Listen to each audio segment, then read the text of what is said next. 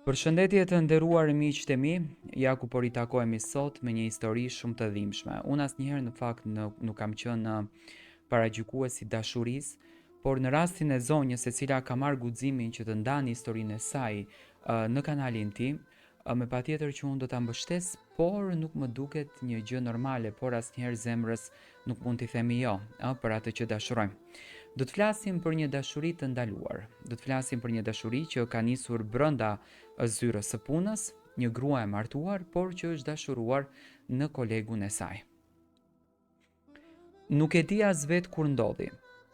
Ndoshta ishte një ditë e zakonshme si të gjithë të tjerat. Punë, orë të gjata përpara kompjuterit, kolegë që flisnin për projekte, shefi që kërkonte gjithmonë më shumë. Dhe unë, e lodhur nga gjithçka. Nuk e dija se një takim i thjesht, një buzëqeshje, një përshëndetje e përditshme do të më kthente jetën përmbys. Është një koleg i ri, i qetë dhe gjithmonë i sjellshëm. Nga dita e parë që erdhi në zyrë, solli një frym ndryshe, më të butë, më njerëzore, ndërsa unë prej vitesh e martuar me burrin tim, mendoja se çdo ndjenjë fort tash më kishte kaluar. Dashuria, pasionet, emocionet e para, më dukej sikur i kisha mbyllur në një kapitull të vjetër të jetës. Por gabohesha. Gjithçka nisi fare thjesht. Një ditë pas pune, mbetëm vetëm në zyrë për të përfunduar një raport. Ishte muzika në sfond, dritat e zbeta, heshtja e natës, dhe një moment i vogël që unë nuk mundem të haroj kur ai më tha: "Të kam parë shpesh të lodhur këto ditë, si je me të vërtet?" Askush nuk më kishte pyetur ashtu prej kohësh, as burim. Nuk e di pse, por në atë moment më duk sikur dikush më pa për herë të parë pas shumë vitesh. Dhe unë u thyeva e tëra. Fola për gjithçka. Për martesën që nuk ishte më si dikur, për heshtjen në shtëpi, për mungesën e vëmendjes. Ai nuk më ndërpreu asnjëherë. Thjesht dëgjoi, edhe në fund më tha: "Ndoshta ke haruar të duash veten dhe jo dashurinë." Fjalë të thjeshta, por që në thelb më mbetën në mendje shumë gjatë. Ditët që pasuan nuk ishin më njësoj. Çdo mëngjes mezi prisja të shkoj në punë. Nuk e prisja fundjavën si dikur. Prisja të hënën, vetëm për ta parë të dashurin tim tashmë. Ndonjëherë mjaftonte një shikim i shkurtër në korridor për të më dridhur shpirtin. Të dy e ndjenim se diçka po ndodhte, por asnjëri në thelb nuk e fliste. Në fillim përpiqesha ta largoja këtë ndjenjë. I thoja vetes: "Je e martuar, ke një burr që të do. Nuk ke të drejtë." Por zemra ime nuk e dëgjonte logjikën. Çdo ditë ndjehesha më afër tij dhe çdo natë ndjehesha më larg burrit tim. Një mbrëmje, pas një takimi pune jashtë qytetit, mbetëm vetëm në makinë. Shiu binte, rruga ishte bosh, dhe unë ndjehesha sikur bota kishte heshtur për ne të dy. Ai më pa, me ato sytë që më kishin bërë të humbysja fjalët. "Mos më shiko ashtu", i thash, "nuk dua të bëj ndonjë gabim." Por fjalët e mia nuk e ndalën as atë, por as edhe mua. Ajo u afrua afër meje dhe më dha puthjen e parë. Ishte një puthje që më tronditi deri në shpirt.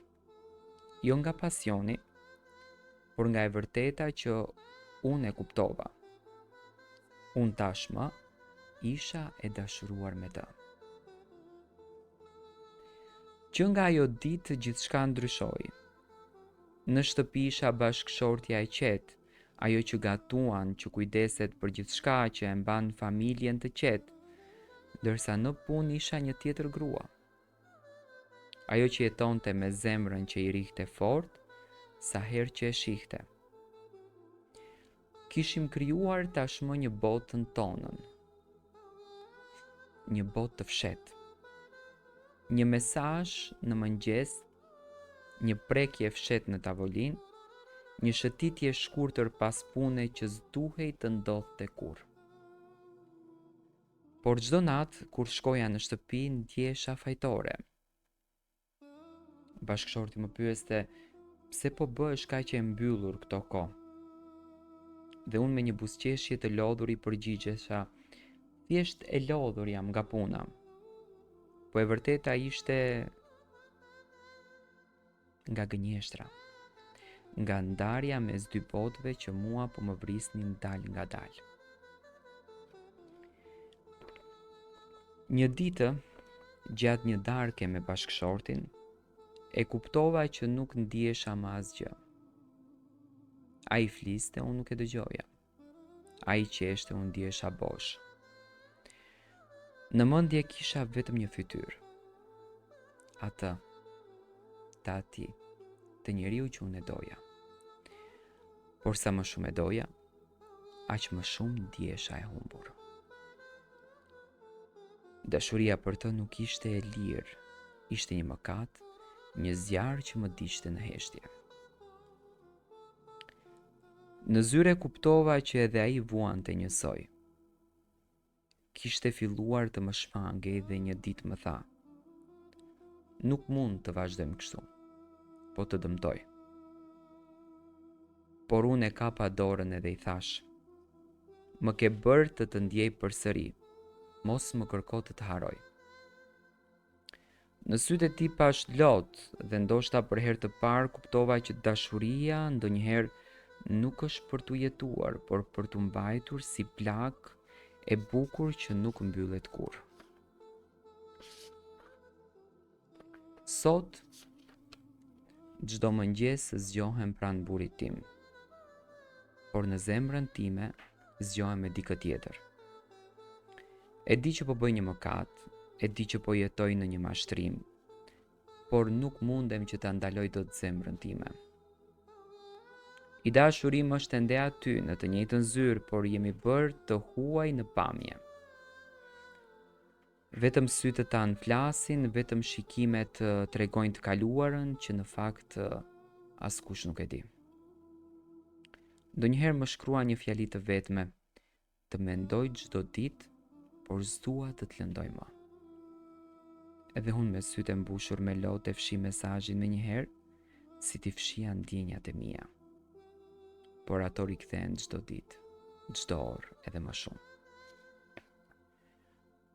Shpesh e pyes veten, a është dashuria gjithmonë e drejtë? Nëse ndjen për dikë tjetër, ndërkohë që ti je martuar, a je njeri i keq, apo thjesht njeri? Sepse unë nuk desha ta tradhtoja. Desha vetëm të ndjesha e gjallë përsëri. Por jeta nuk është film, dhe unë nuk jam heroin. Jam thjesht një grua që gaboj, sepse dashuroj në kohën e gabuar njeriu e gabuar. Ndoshta një ditë do ta tregoj këtë histori me zë, pa frikë dhe pa fshehje. Por sot e mbetet sekreti më i madh. Një sekret që më ndjek në çdo frymëmarrje.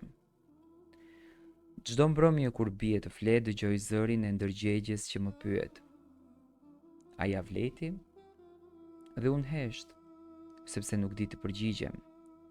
Dashuria për të më bëri të ndjej jetë, por edhe faj. Më mësoi që ndjenjat nuk mund t'i komandosh, por që dashuria pa paqe në fakt është një burg i bukur. Nuk e di çfarë do të sjellë ardhmja, ndoshta një ditë do ta rrëfej gjithçka, Ndoshta një ditë do të iki pa thënë asnjë gjë. Por deri atëherë çdo mëngjes do të vesh buzëqeshjen time të rreme dhe do të luaj rolin e gruas së lumtur, ndërsa në shpirt një dashuri e ndaluar do të më përpi ngadalë.